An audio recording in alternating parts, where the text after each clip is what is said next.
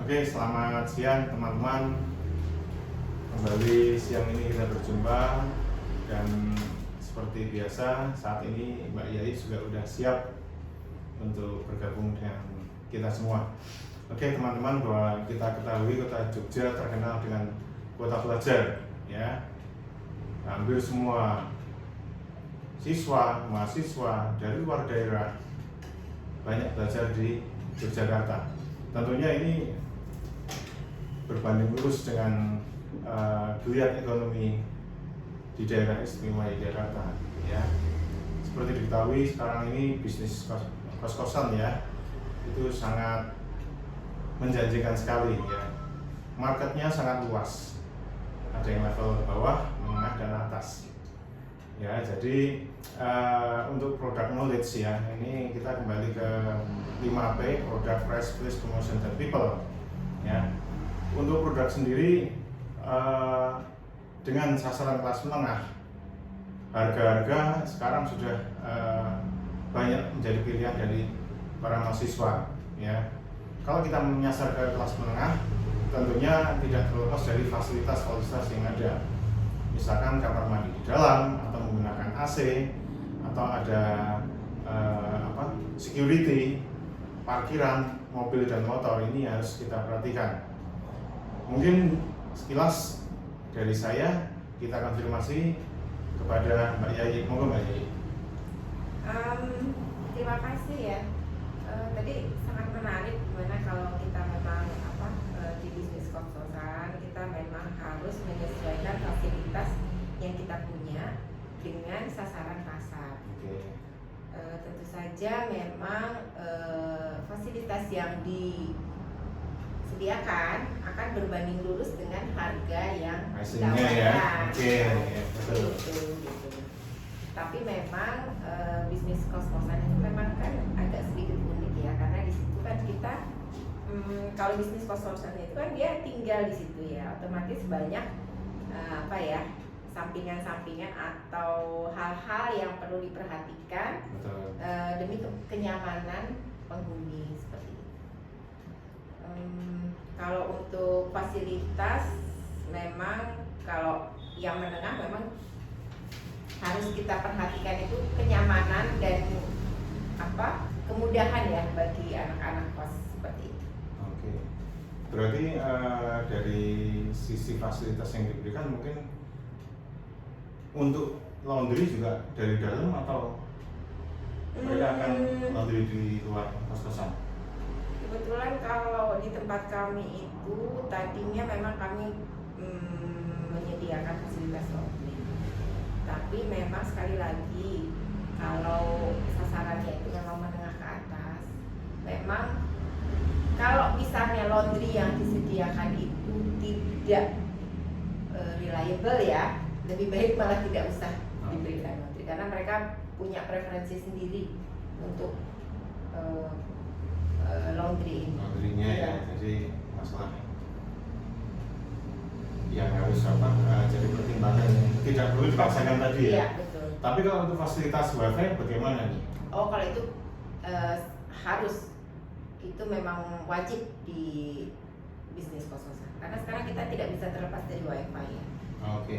Terus dengan tarif yang ditetapkan dari Mbak Yai, apakah ini sudah include termasuk masalah kebersihan, sampah, keamanan, atau Iya. masih ada iuran yang lain? Oh, enggak. Biasanya kalau kita untuk sasaran, ya, kebetulan di sini kos-kosan saya itu ada berbagai tipe, ya. Ada yang yang sederhana, istilahnya kos biasa. Kalau kita nyebutnya itu kos biasa. Terus kita ada yang semi eksklusif dan ada yang eksklusif seperti itu. Jadi memang kalau memang untuk udah sasarannya di eksklusif itu memang harus all in. Oke. Bukan harus, ya, tapi sebaiknya all in. Iya. Berbanding lurus, ya, Iya, berbanding lurus price dengan antara price facility-nya, ya. Iya. Oke. Terus bagaimana mengenai jam kunjung tamu atau seandainya ada teman-teman yang belajar di kos-kosan, apakah open 24 jam atau dibatasi sampai jam 10 malam? Itu kembali lagi ke penyelenggara pemilik kos-kosan atau penyelenggara kos-kosannya ya, karena memang kalau kita bicara masalah jam gitu, memang kan sekarang ini kan anak-anak itu kan memang sangat dia bisa pulang malam, dia bisa gitu ya. Jadi memang harus fleksibel harus fleksibel. Ya, tapi tetap harus ada ketentuan-ketentuannya yang tidak boleh dilanggar. Karena sebenarnya apa sih? Kita ngasih jam malam itu kan sebenarnya bukan jam malamnya, tapi sebenarnya kan masalah etika. Iya kan? Jadi kalau misalnya etika itu terjaga, saya rasa sih jam malam itu bisa dipertimbangkan seperti itu. Oke, tapi berhubungan dengan misalkan ada kunjungan dari teman-temannya, belajar bersama, itu perlu diperhatikan nggak untuk supaya tidak mengganggu penghuni kos yang lain? Jelas. Atau ada ruangan khusus? Jelas. Ruang tamu? Kalau pengalaman saya sih disediakan memang sangat baik. Tapi kalau melihat kecenderungan sekarang tuh mereka biasanya mengerjakan tugas atau itu tuh di luar ya, nggak di kos-kosan. Kira-kira permasalahan apa yang muncul akhir-akhir ini? Kalau yang saya hadapi sih sementara ini masalah ini ya, fasilitas ya. Kalau fasilitas itu kadang-kadang ekspektasi sama jadi gini, kalau kita memberikan informasi kepada calon penghuni ya, itu kadang-kadang mereka iya gitu, karena eksklusif itu seperti ini misalnya gitu ya. Tapi mungkin bayangan dia sama apa yang kita tawarkan mungkin agak berbeda gitu ya. Mungkin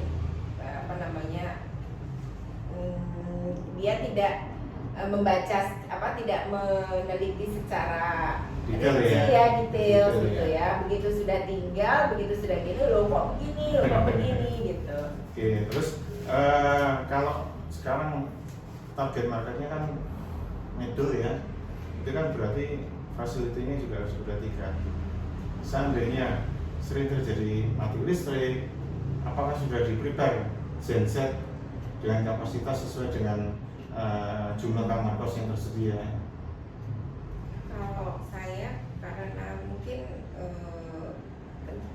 kembali lagi ke daerah ya. Kebetulan kalau di tempat kami itu nggak terlalu sering ya. Jarang ya? Jarang sekali. Alhamdulillah ya. Iya. Paling nggak bisa bantu kita ya. Jadi untuk pricingnya sebenarnya no problem ya. Iya. Pokoknya Mbak Yayi confident ya dengan harga sesuai dengan kelas menengah. Iya. Dipatok harga segitu ya. Iya. Iya.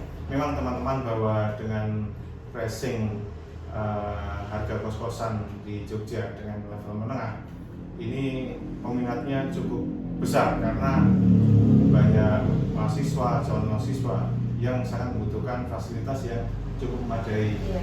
Oke. Terus produk price promotion. Nah, promosi untuk kos-kosan bisa lewat medsos ya. Kita optimalkan. Ada FB, ada IG ya kan. Itu tentunya sangat membantu kita semua di sini. Kira-kira Mbak Yayi menggunakan media promosi apa untuk membantu meningkatkan hunian? Kita ada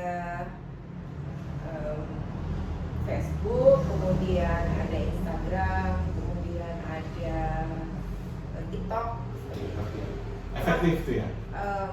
Sangat efektif. Kebetulan memang untuk promosi itu memang kita hire agen tertentu untuk promosi. Ya, jadi sudah jelas yang diuraikan Mbak Yayi tadi ya. Oke, teman-teman, kali ini kita ingin membahas mengenai place ya. Seperti diketahui bahwa untuk menentukan bisnis kos-kosan paling tidak adalah mendekati dengan lokasi kampus ya. Di Jogja ini kampus ibaratnya setiap langkah itu ada kampus. Nah, berarti di area kampus itu pasti ramai dengan bisnis kos-kosan. Nah, untuk menentukan harga, ya pricingnya, ini tentunya di sekitar kampus dengan fasilitas yang disesuaikan dengan target marketnya itu pasti akan laku, ya. Oke, mungkin Mbak Yai akan menceritakan lebih detail untuk yang di lapangan, ya, karena kebetulan beberapa lokasi kos-kosan Mbak Yai itu ada di kampus. Bagaimana Mbak pengaruhnya bisnis kos-kosan dengan kampus yang ada di Jogja? Ya memang sangat signifikan ya, kalau memang dekat kampus atau dekat sekolah yang jadi gini, kampus-kampus itu kan memang target kita itu kan, kalau kos itu berarti kan orang yang datang ke Jogja, Mendatang ya, mendatang ya, bukan orang sekitar, ya kan, gitu loh. Jadi memang kalau kampusnya itu memang banyak pendatangnya, itu sangat signifikan dengan hunian di kos-kosan itu, gitu ya. Tapi kalau misalnya sekolah tapi yang muridnya itu ya sekitar situ atau di itu ya jelas nggak akan berpengaruh terhadap kos-kosan seperti itu. Kira-kira begitu ya Pak? Apakah Mbak Yai berpikir bahwa dengan meningkatnya kesempatan di bisnis kos-kosan untuk melirik tempat kosnya, mungkin ada space yang ada untuk dipergunakan untuk kafe? Kalau misalnya kita tuh di daerah yang sudah jadi ya, terus kafe itu banyak. Tapi memang dari pengalaman itu memang kalau kita punya in-house, sebenarnya bukan kafe ya, sebenarnya in-house kantin seperti itu akan sangat membantu ya. Karena di samping untuk melayani anak-anak, karena kan biasanya kalau anak-anak yang menengah ke atas itu mereka kan nggak mau masak, mereka kan nggak mau ini ya, jadi ya, jadi dengan adanya kantin itu sangat membantu, sangat prospek lah untuk dikembangkan. Perspektif ya, karena saya perhatikan juga ada beberapa kos-kosan yang di belakangnya kos-kosan, terus di bagian depannya bisa dipakai untuk buka sembako, terus dipakai untuk buka untuk warung makan ataupun kafe. Jadi dengan geliat bisnis kos-kosan yang sangat menjanjikan ini, sangat bisa merubah kondisi masyarakat Jogja yang awalnya mungkin dulu bekerja, ya sekarang mereka bisa melihat prospek bisnis kos-kosan, ya kosan ya sebetulnya bisa merambah ke usaha-usaha yang lain. Contohnya ya, sekarang ini saya pun pengalaman di HRD 27 tahun, banyak waktu itu ingin merekrut orang untuk menjadi bergabung di perusahaan kami. Ternyata sekarang mereka ingin berusaha sendiri. Salah satunya dengan bisnis laundry. Laundry adalah bisnis sangat menjanjikan, ya sangat menjanjikan sekali. Anak-anak sekarang ini, mahasiswa-mahasiswa, pekerja ataupun karyawan, itu preferensinya mereka sudah banyak tugas untuk laundry, mereka serahkan ke pihak ketiga, ya. Jadi dengan bisnis kos-kosan diharapkan bisa mengembangkan unit bisnis yang lain ya, mungkin Mbak Yai ya, bisa ke laundry, bisa ke kantin, bisa ke warung-warung sembako ataupun kafe. Ini sangat potensial sekali ya, dengan harapan pertumbuhan ekonomi masyarakat di Jogja bisa semakin meningkat. Apalagi kita ketahui bahwa sejak COVID itu sangat kita rasakan sekali kos-kosan kosong ya Mbak ya, ya. Itu bisa 70% kosong ya. Nah ini kita berdoa semoga tidak ada wabah yang bisa menimbulkan permasalahan di segala lini, terutama di lini sektor pendidikan, terutama sektor bisnis kos-kosan bisnis kantin ataupun makanan-makanan di seputaran Jogja ya. Oke, 5P tadi ya, tentang list sudah kita bahas lebih detail, sangat detail. Sekarang kita masuk ke people-nya. People itu menyangkut dengan pengelolaan bisnis kos-kosan ya. Memang untuk usaha bisnis kos-kosan kayaknya simple sekali, tapi ternyata complicated sekali. Mungkin Mbak Yayi yang setelah sekian tahun menggeluti dunia perkos-kosan ya, bisa diceritakan ada berapa pengelola di situ yang bisa memberikan pelayanan terbaik pada penghuni kos-kosan. Monggo. Sebenarnya kalau kos itu untuk sumber daya manusianya itu sebenarnya tidak terlalu banyak, karena memang biasanya kalau kos itu kan kita hanya bertanggung jawab di area luar, bukan area kamar ya. Yang pertama, intinya kalau karena begini, karena kos itu sebenarnya kan bisnis rumah tinggal ya. Jadi intinya tuh orang akan tinggal di situ. Artinya yang kita tempatkan di situ harus bisa memberikan kenyamanan 24 jam kepada penghuni. Okay. Sampai juga keramahan, juga ke kesigapan seperti itu ya. Tapi yang penting itu kan memang karena dia tuh tinggal di situ 24 jam ya. Jadi yang memang harus orang-orang yang memang bisa, kalau dalam bahasa Jawanya tuh ngeladeni ya, gitu ke customer seperti itu. Oke, terus apa ada Mbak Yayi turun langsung ke lapangan untuk sida atau untuk diskusi dengan adik-adik yang kos di tempat Mbak Yayi? Ya, soalnya pengalaman saya waktu itu kan ya sejak 93-94 itu kita kos-kosan dengan keluarga bapak kos itu udah seperti satu keluarga, sehingga saya yang paling tidak lama menghuni di situ, baru 6 tahun, sedangkan teman-teman saya sampai 11 tahun, 12 tahun. Mungkin apa langkah-langkah yang dilakukan Mbak Yayi untuk merangkul membina anak-anak yang tinggal? Tergantung bisnis kos-kosannya ya. Kalau memang bisnis kos-kosannya itu memang misalnya di rumah, terus kemudian menyatu dengan owner seperti itu ya, mungkin itu bisa ya. Tapi kalau memang kita memang ini untuk bisnis ya, jadi kita memang harus menempatkan orang-orang juga di sana. Terus ya itu, jadi yang pertama memang saat rekrutmen itu juga kita bisa pilih orang-orang yang paling tidak dia itu bisa melayani. Seperti itu. Gaul ya? Terus kanan ya, enggak juga enggak ya. Juga. Justru Okay. ya memang kalau di kos-kosan itu dia harus bisa menegakkan peraturan ya? sih ya. Kalau terlalu gaul nanti malah kita yang repot. Tapi kan kita perlu tahu ya teman-teman, sekarang ini yang harus kita waspadai adalah Gen Z ya, Gen Z istilahnya. Ini kan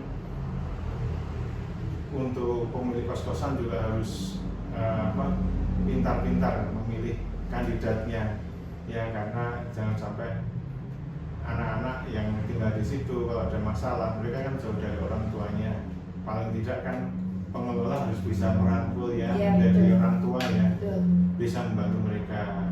Seandainya ada mereka sedang ada masalah, itu paling nggak bisa memberikan solusi lah ya. Yang kita harapkan bisnis kos-kosan ini bisa efektif berjalan sampai jangka panjang ya, selama Jogja menjadi kota pelajar di Indonesia. Oke, ada yang lain Mbak Yayi? Ya itulah ya, kuncinya harus helpful people ya. Jadi yang menjadi pengelola di situ harus selalu membantu, selalu bersedia membantu anak-anak itu dalam menyelesaikan apa yang dihadapi gitu. Yeah. Apa yang dihadapi.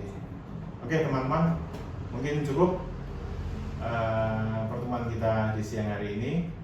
Paling tidak bisa memberikan cakrawala ya kepada kita semua yang ingin memberikan atau ingin menjalankan bisnis kos-kosan ya, paling tidak dengan 5P tadi kita bisa memberikan servis terbaik kepada teman-teman atau adik-adik yang ingin tinggal kos di Yogyakarta. Oke, terima kasih. Selamat siang. Selamat siang.